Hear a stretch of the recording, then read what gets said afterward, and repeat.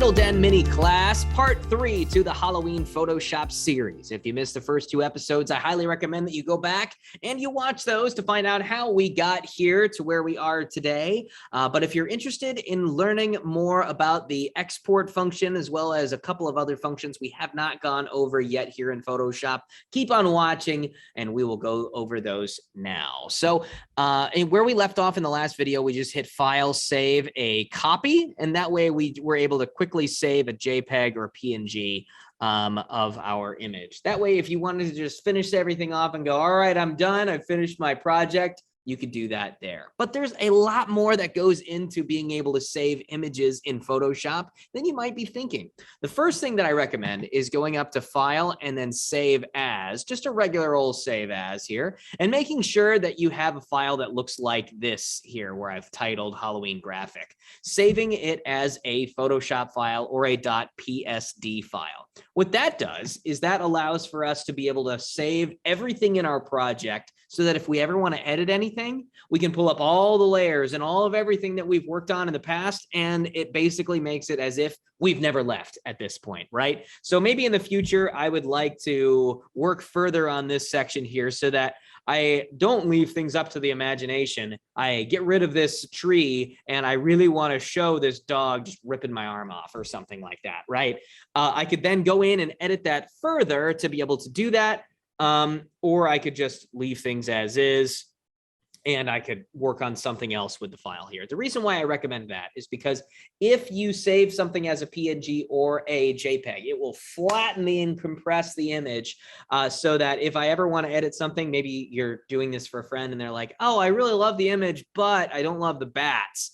And you're like, oh, I saved it and I didn't save the project. Removing the bats are going to be way harder than if you had just saved the project. So save yourself the hassle and save the project first. Next, let's talk about the export function.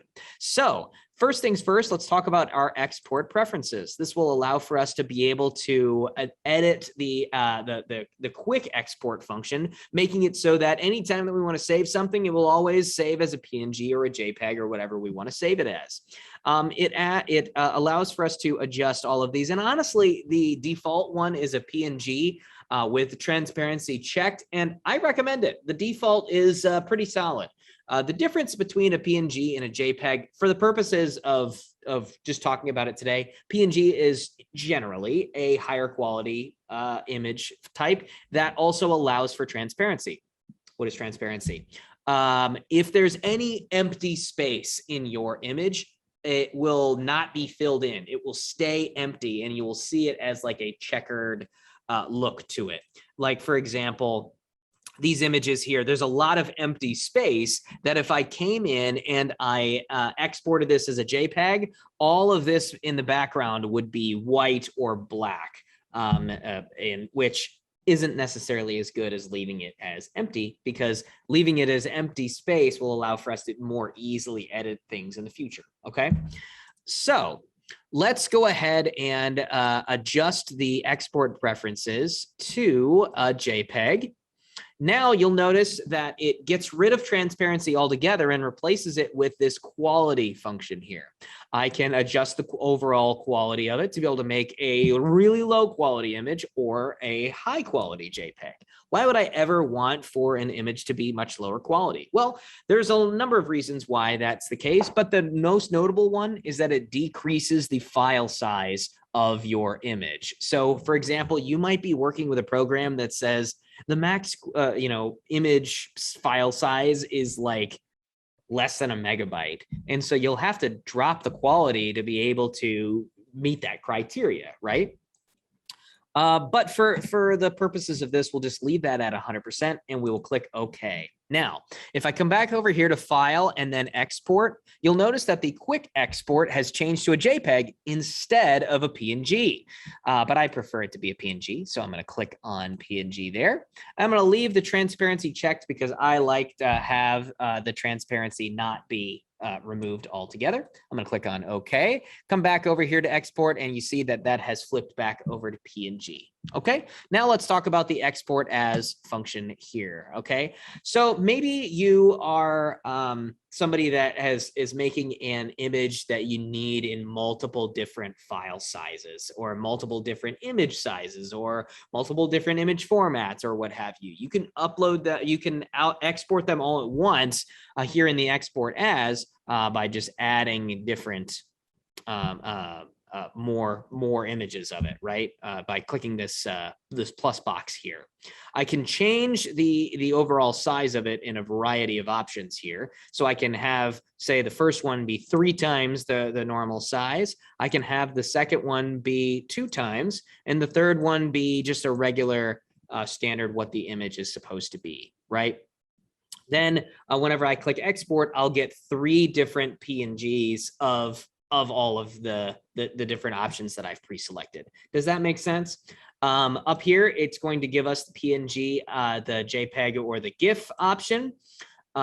We've talked about the differences between PNG and JPEG there, and you'll notice that just the same as the export preferences, if I click on JPEG, it will ask for the difference in quality here. I can go up to great or down to very poor, or if I choose a PNG, it'll have the transparency here. I can change the size of my image over here on the image size. I can even change the scaling of it as well to be able to make it so that everything stays uniform here in the image size. If I just click on 75%, you'll notice the number drops substantially just to meet that criteria. And then everything will buffer and load over here. Okay. So everything has adjusted. We're now at 75% scaling. And now I can adjust the canvas size. Now, what that does is that allows for me to make the image or the canvas larger than the actual image. So for example, if I type in 5,000 instead of the number that was there previously, you'll notice that the width of the image will expand beyond what the actual picture is. And that will add some empty space here. There's a number of reasons why you might want that. And if you have it as a PNG, that'll remain empty. JPEG, of course, will fill that in with some white space. Okay. That's pretty much everything. If metadata, that's just being able to save the copywriter contact information if you want that, so that people, if you want credit for images, you can leave that on there. But that's pretty much it for the export options of things that I want to be able to go over there. So you'll click export, and then you will export your projects, and you'll get all the different files that you want, and everything will be great there. But maybe I want to continue editing this further than what we talked about in the last video. And honestly, is this image perfect?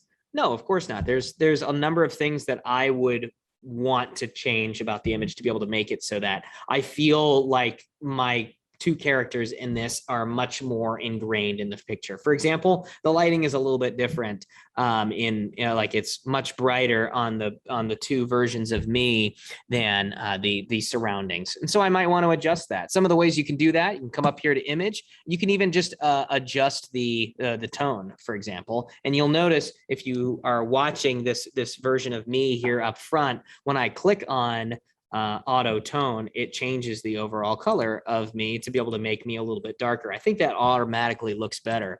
And you can click on auto contrast and auto color to be able to change the color of everything that you've added to the image to make things a little bit more uniform.